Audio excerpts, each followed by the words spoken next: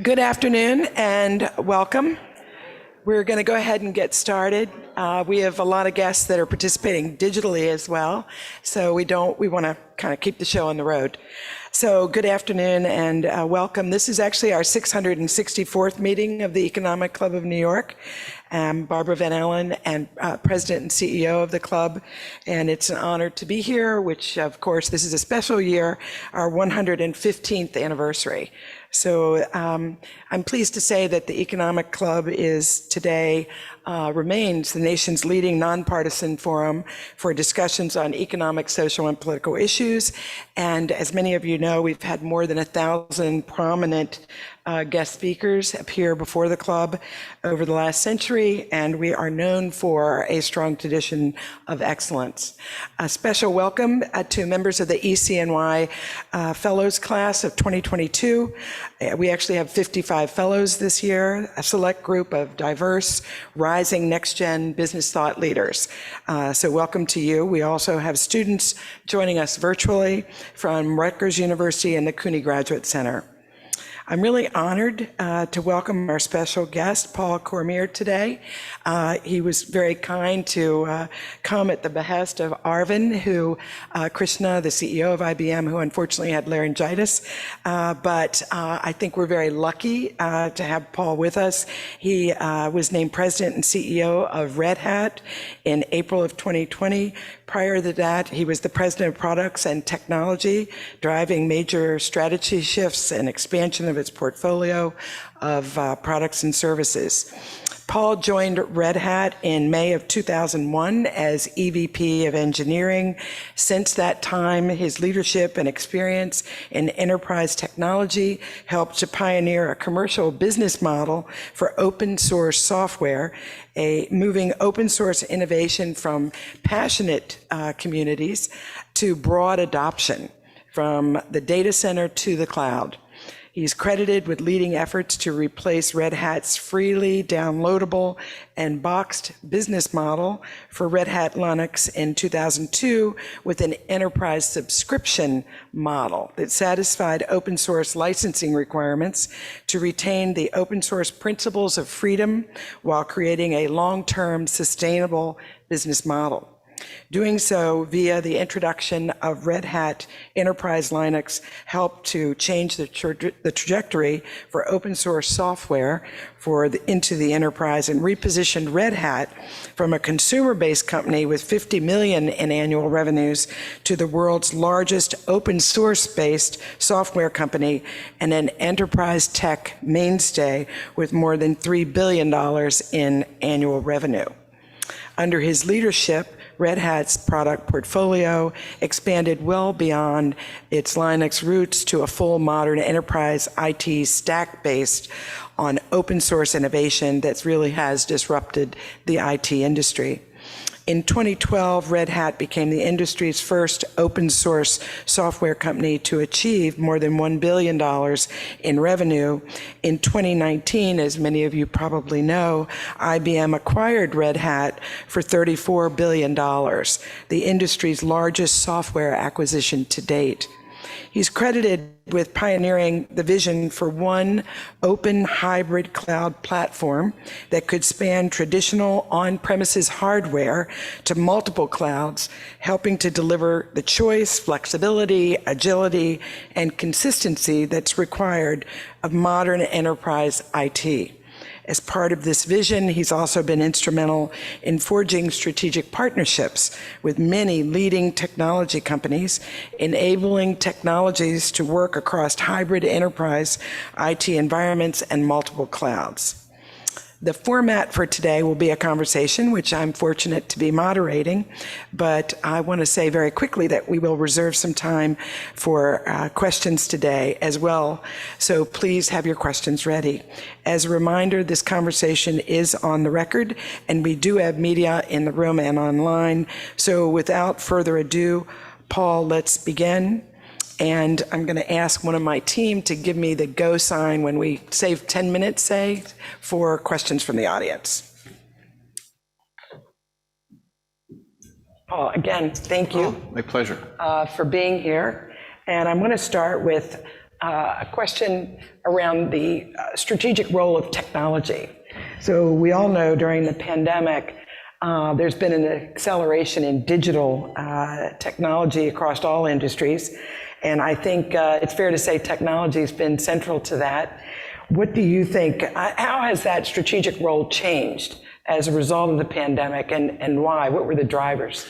I think what the pandemic did was accelerate it. I mean, we were on our way here. I mean, technology today in many businesses that I see, it really is the core to running the business, because I think in a number of ways, from a communication way, just from a consumer sense, we all have technology at our fingertips, and having the capability to be able to interact with your customers digitally, no matter where they are, no matter where you are, no matter where they are, has been growing and growing and growing.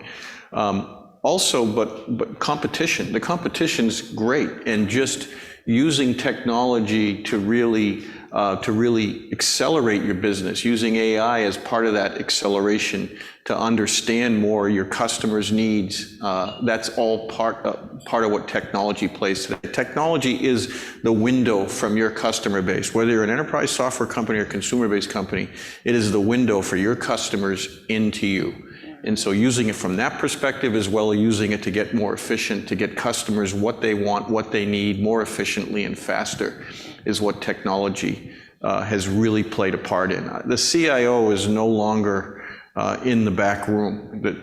From where I see, the CIO is front and center in the business, and understanding the business and driving the technology to satisfy those needs. I think what the pandemic did was it just accelerated that connection.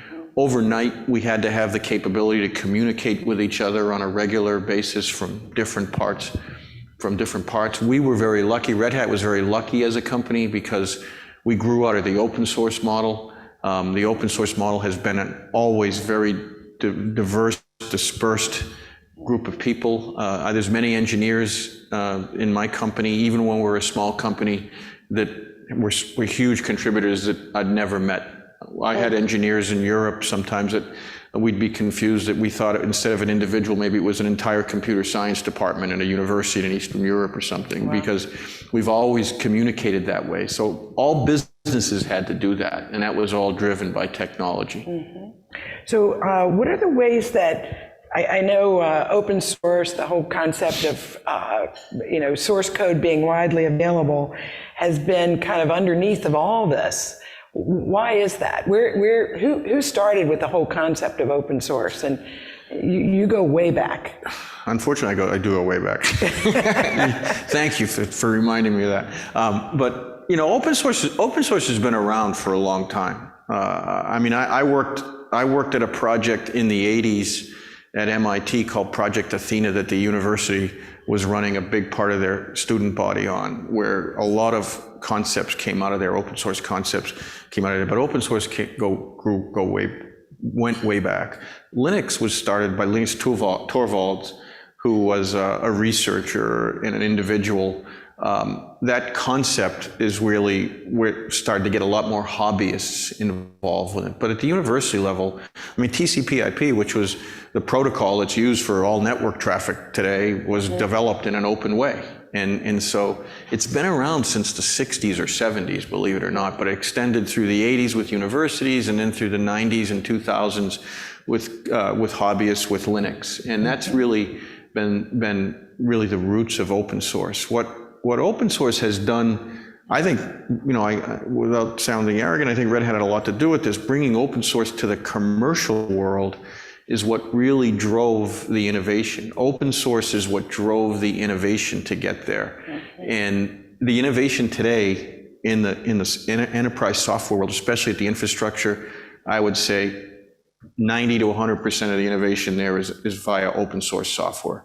Because the problems we're solving today are just too big for any one company to solve. And so contributions come from everywhere, and the best ideas win. And as a technologist, you have to be able to defend your ideas in order to get them adopted. And so that push has, I think, driven innovation, because we're not held back by one company. or a handful of companies even, where, a company can't hide behind their technology anymore. And so that's what's really driven the innovation. Cloud would not be here without Linux and open source. It just wouldn't have happened. And I think that's a testament to the innovation engine that open source really is. You mentioned the cloud, and it's interesting. I wonder how many companies have a strategy around the cloud, and is that something that where are you all on that? And what do you see across sectors on cloud strategy? So every company has cloud. Not companies are just starting to have a strategy. So cloud just happened. We had our Red Hat Summit 3 weeks ago, and one of the things I said is hybrid. You don't choose hybrid cloud; it chooses you. Linux started the same way. I remember in the early days of Linux, right here in New York, Red Hat sort of cut our teeth on the banks here in Red Hat, here in New York, because they always are striving for innovation. So we started there. I remember coming into many CIOs here on Wall Street, and they're saying, we don't have Linux. And I'm saying, you have Linux. It was coming in through the developers, just bringing it in. Cloud is the same phenomenon. And in most any company, every company I talk to, cloud has come in the back door initially through the developers. And because that's how they want to develop. And as it starts to get bigger and bigger and costlier, now it gets the CIO's attention. And one of the things that's even happened now, they have multiple clouds, because some clouds are better at some things than other clouds, and some developers have affinity to one cloud versus another cloud. And so that's where hybrid came from. I mean, all of this took years to really start to gel, but that's what's gelling right now, because CIOs are finding, I talk to customers every day that have 7, 8, 9, 10,000 applications that they're responsible for and more. And so now they're at a point, they have some running on premise, they have some running in one cloud, they have others running in other clouds, they have some out in the edge. That's now the new data center.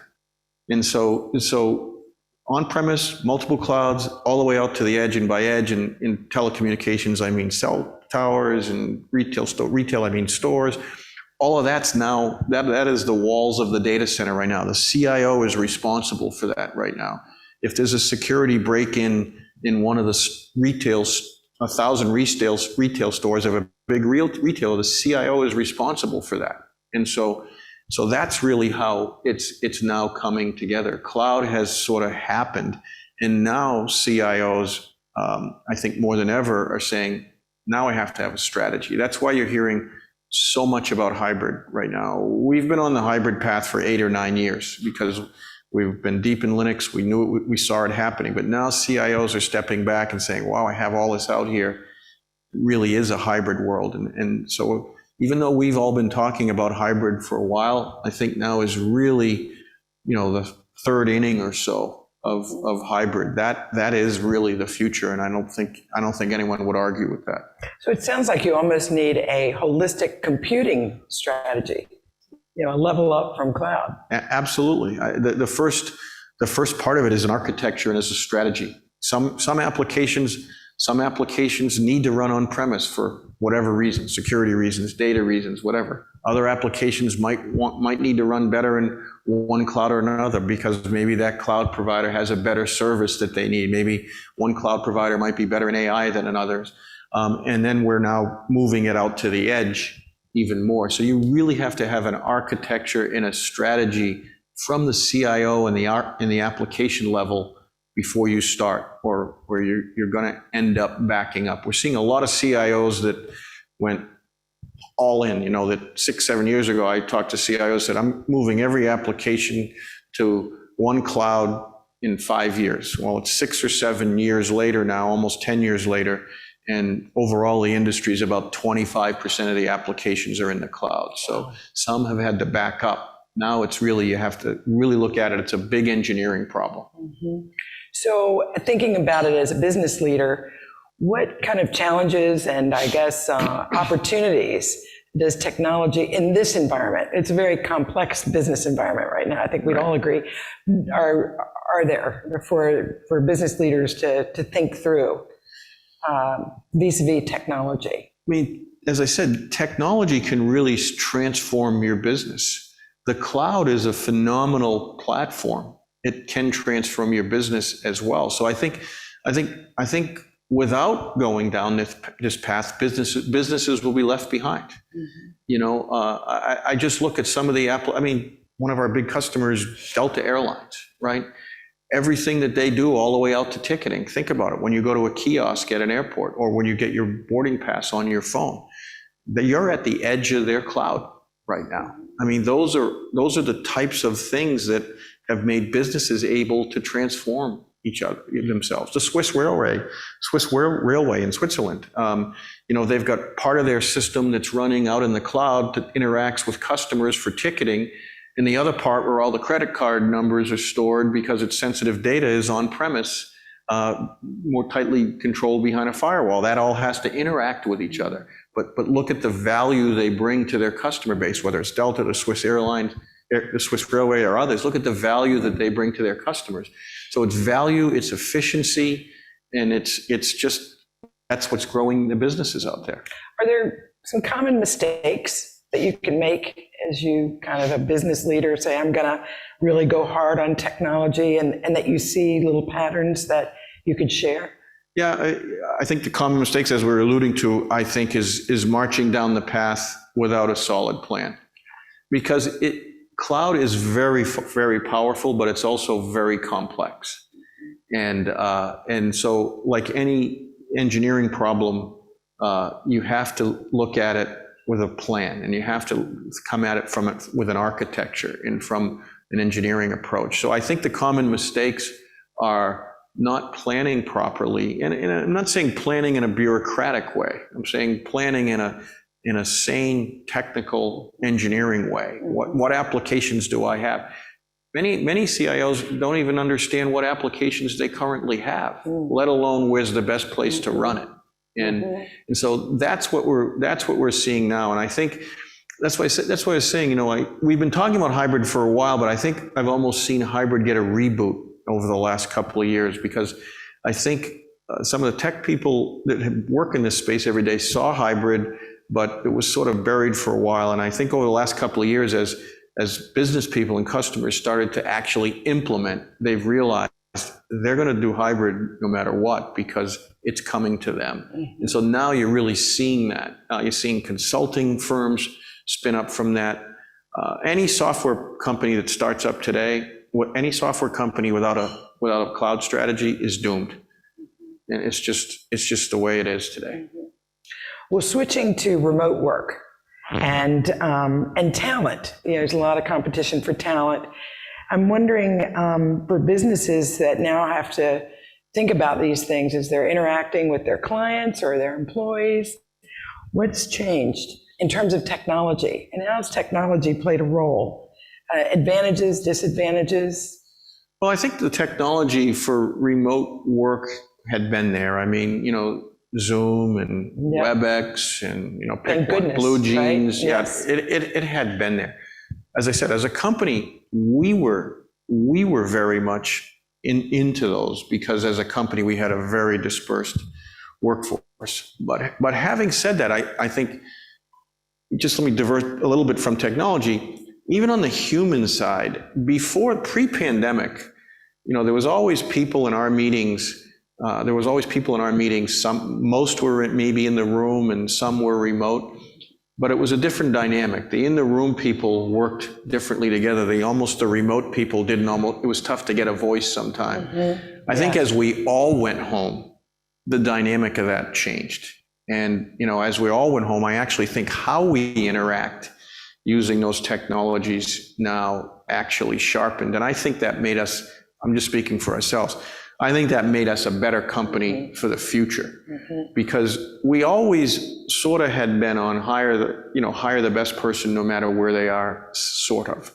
Now we really are on that. And so I think now we have the opportunity to get even more talent, no matter where they are, but also have even more productive interactions with each other. I mean, I have managers in the company that they manage, you know, everything from, day-to-day work to salary reviews to performance and everything else, your employees that are on different continents and may never get in the same room with each other. So I think we've all gotten better with that. We sort of had a head start, but I think even companies that had no remote possibility had to do it overnight. And I think the future is going to be, sorry for the overuse of the word, but some type of hybrid environment. And I think we've sort of set ourselves up through the pandemic to do that right. I think it's going to be up to companies' cultures to drive how much they really want to go with that. So really, you're kind of saying if you get all that right, you might win when you're competing for talent. You might win because you have better decision making because all the voices are heard. Because all the voices are heard. We actually noticed that through, like I said, we noticed that through the pandemic that maybe we weren't interacting very well pre.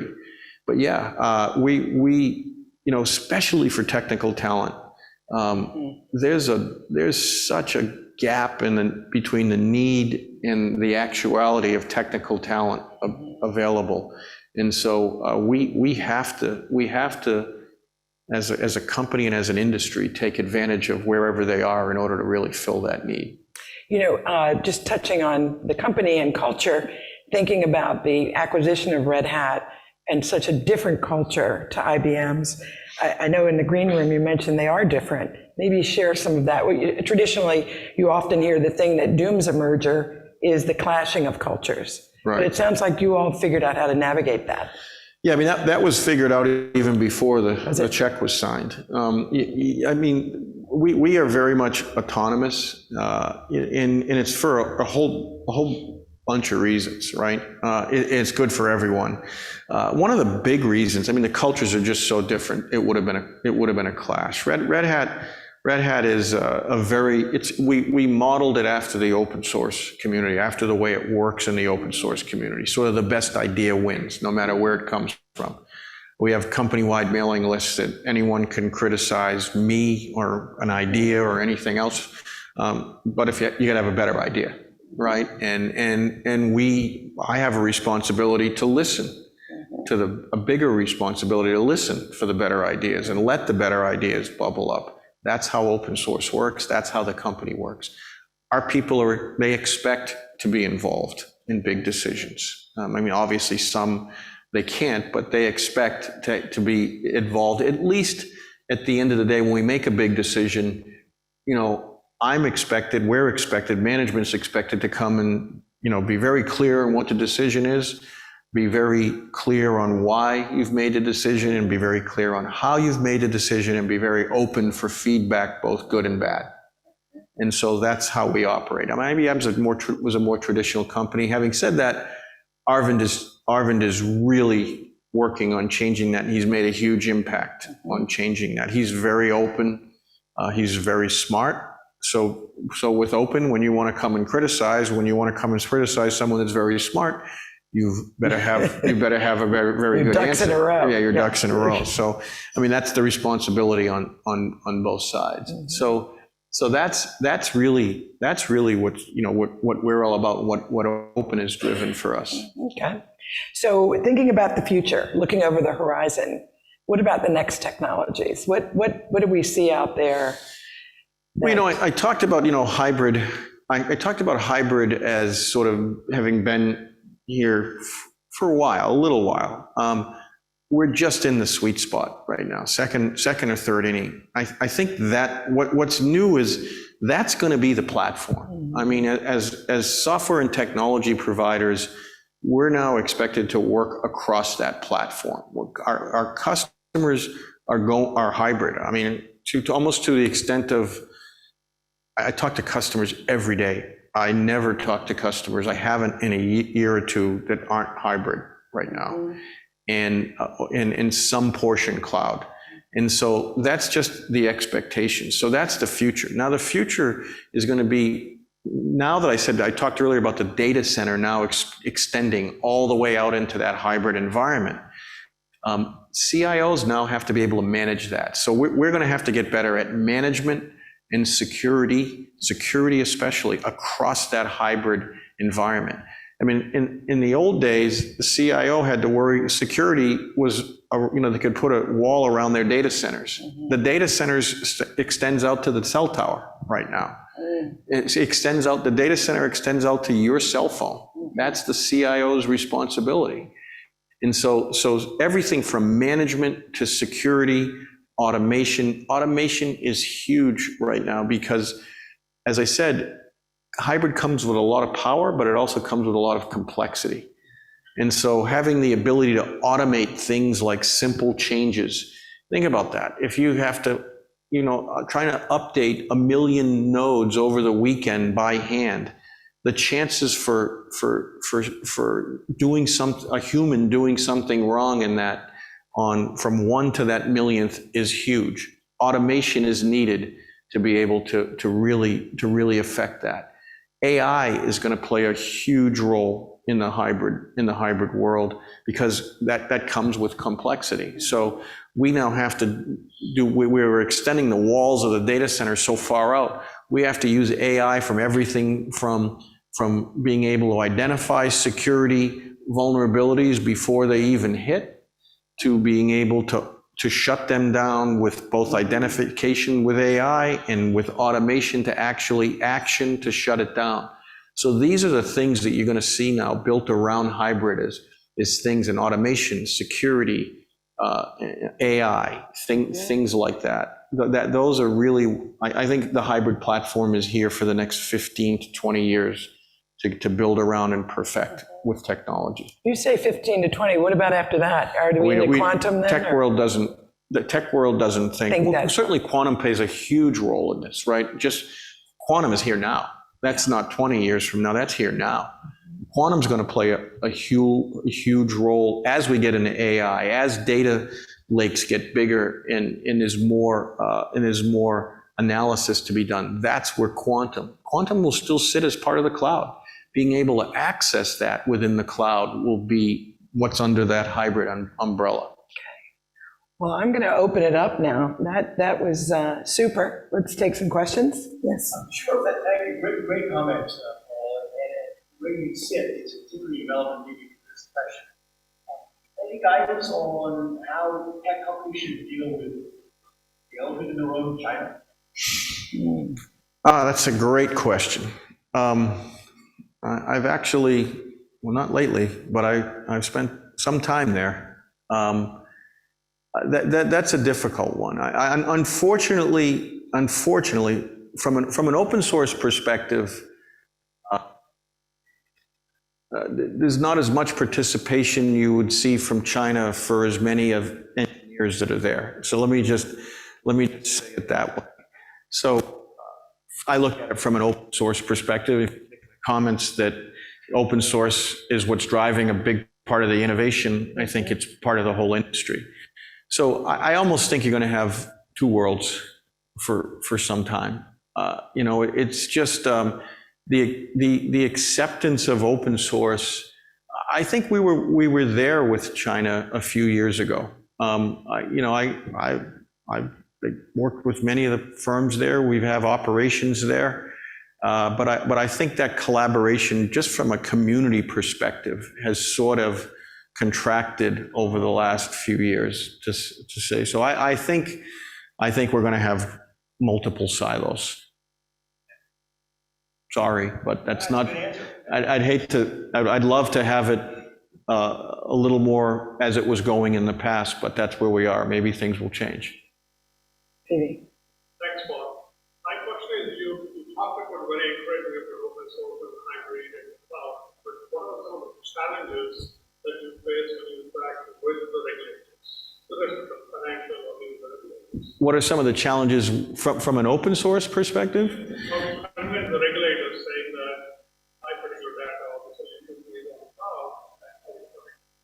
Well, I mean, that's up to the cloud providers, right? That's up to the cloud providers. I mean, cloud providers, the 3 or 4 major cloud providers even have various government highly secure clouds as well. So we as a hybrid player, we have to integrate all those different things. So every cloud provider is different. I mean, that's one of the misunderstood things out there, is that even though, Linux is the basis for all clouds, you hear things, I don't know if you hear things like Kubernetes, which is an orchestrator for containers.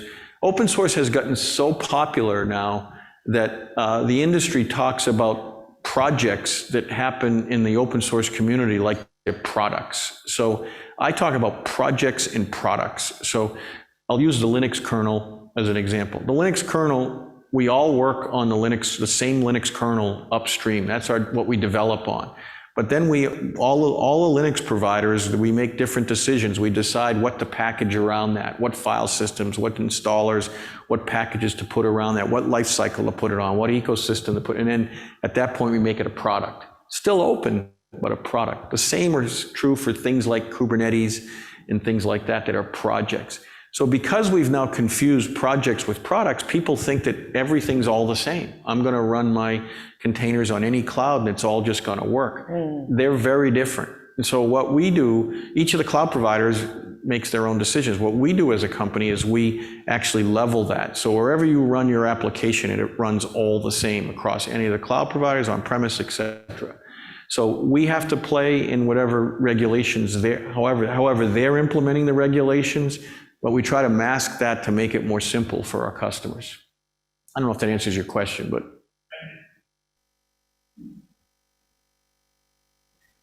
Ed? I'd like to do a follow-on with respect to the China question. I think you're addressing them as a customer and they're in their own silo. China's very good at some things, manufacturing, right, where when it comes to semiconductors, they just haven't been able to be on the cutting edge.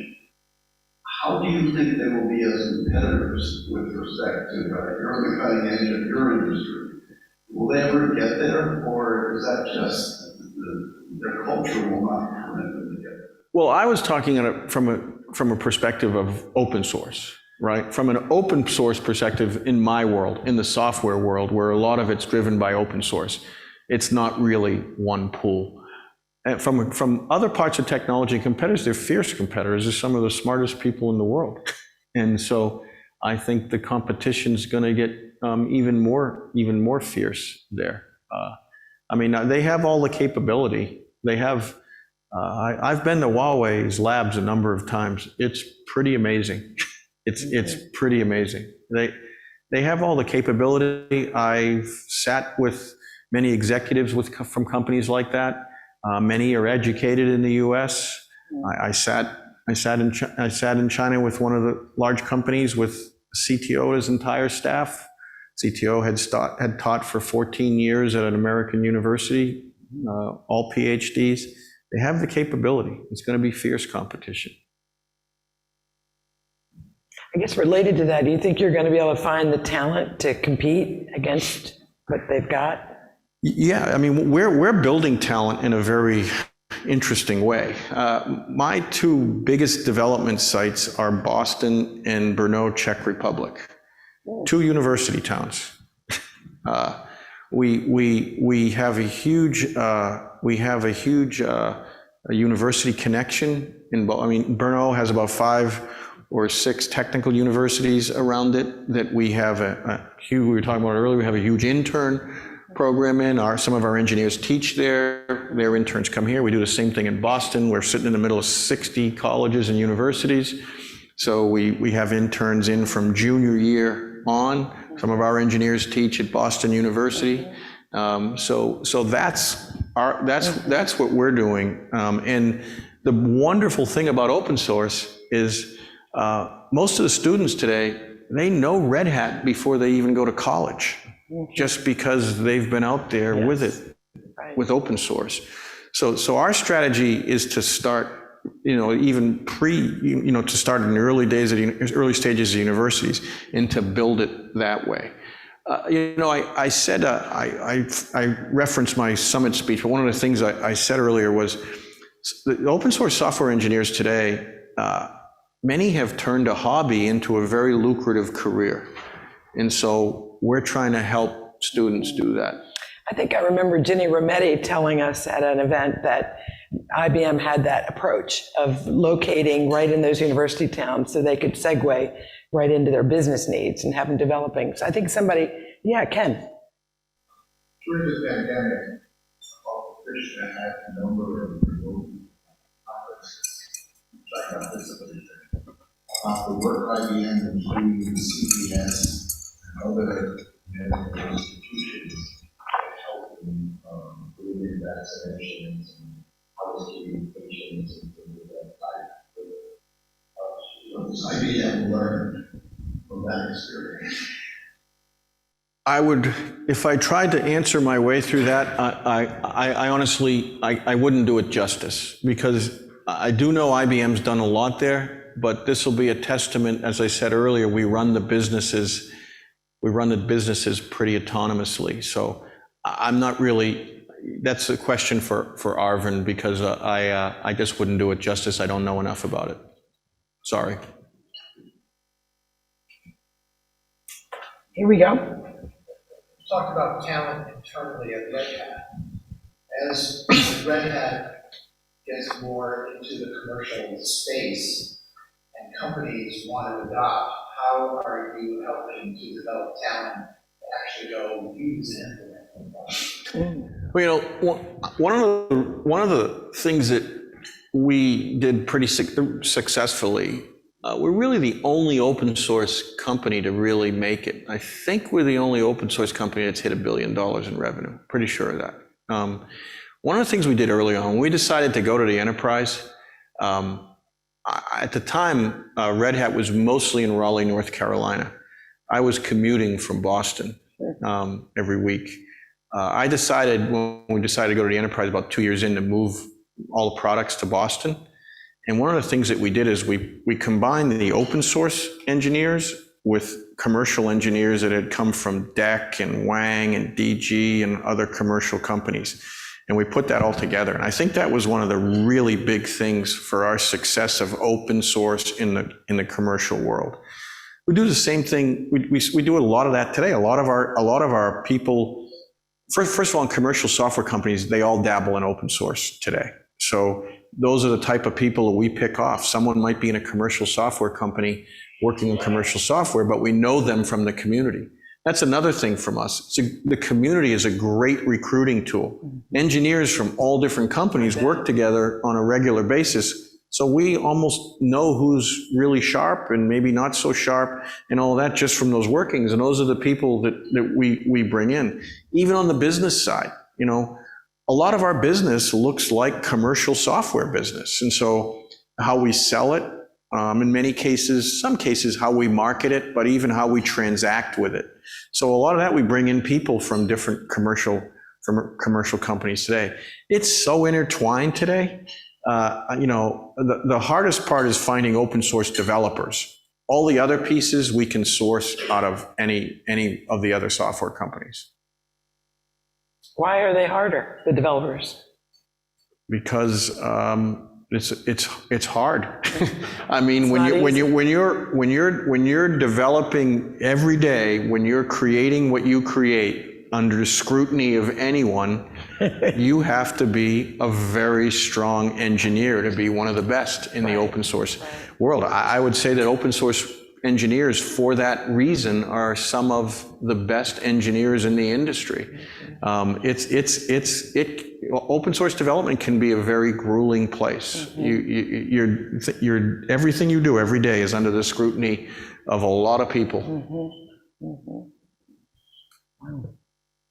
Any other questions? I think we'll go ahead and wrap it up. I'm delighted that you were able to join us, and I think we all agree we learned a lot in this conversation, so thank you. Thank you. Thank you, Barbara. Absolutely. I'm just going to do some quick closings. We do have a number of upcoming events, so I want to share those real quick. The president of CrowdStrike is going to join us, Sean Henry, on June the 14th. That's going to be a digital event. Evan Greenberg, the chair and CEO of Chubb, will be here June 16th in person. And Brian Cornell, the CEO of Target, will be here June 21st, also in person. And then, of course, June the 27th, we have our Peter G. Peterson annual award dinner. And Roger Ferguson will be honored, as well as Stanley Fisher. And Roger will be giving a major speech. We just added yesterday, actually last night, June the 13th, a webinar once again with Glenn Hubbard and Larry Summers out of Harvard. So, and then of course, and that, by the way, June 13th, also July 13th, also in July, we have Sarah Armbuster, who is the president and CEO of Steelcase, and she will be talking about remote work and the impact of that on kind of the office of the future, whether it's at work or at home, and other trends. So lots to look forward to. I do want to quickly say that Arvin is going to reschedule as soon as that laryngitis is passed, and we'll try to get him in before July 1st, or ideally that would be an in-person event like this one. Otherwise, we'll take it into the fall. And we always like to thank our Centennial members. We have several here in the room who provide the financial backbone for the club. And thank you. And also, please know, members, if you would like to fill out that survey that we send after all of our events, we'd love to hear from you as we continue to try to improve our value proposition event by event as we go forward. So again, thank you, everyone. For those digital, we're going to say goodbye. And for those in the room, enjoy your hot lunch. It's about to be served. So thank you.